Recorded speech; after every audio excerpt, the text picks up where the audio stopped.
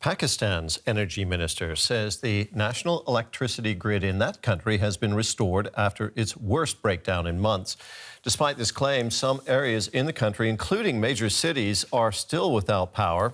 Tens of millions of people were left in the dark after the major power cut.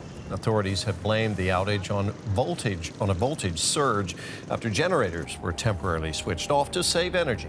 The nationwide blackout cut supplies to water pumps, leaving many without access to drinking water. It's the second grid failure in 3 months.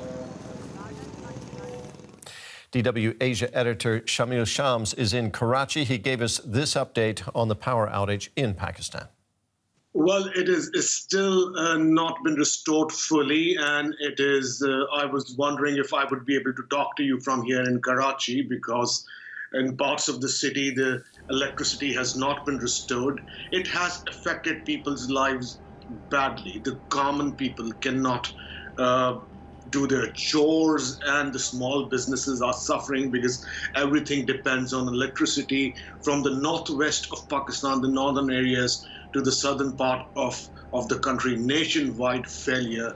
It has been a big catastrophe. The government says that it is not something extraordinary, but it has been pretty extraordinary, unprecedented.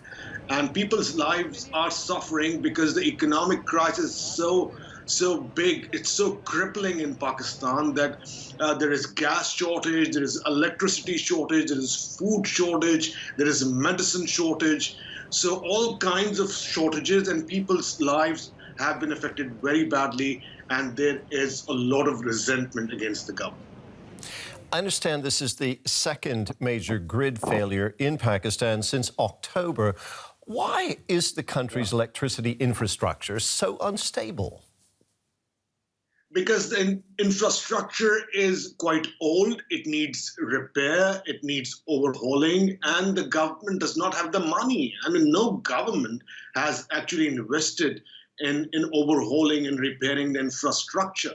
It has been functional for decades, it requires a lot of repairs, and there is no money to run the country. As I told you earlier, there is no gas in the country. The petrol hike is just huge, and the people's lives, the businesses are suffering very badly because the small businesses depend on electricity and gas. And as far as I know, I've spoken to a lot of people here, the common people as well as the analysts and experts. They say that the country's economy is just going downhill, and people are even comparing the situation in Pakistan to Sri Lanka's, which saw huge public protests against the crippling economy. Shamil, thank you so much. DW's Shamil Shams there in Karachi.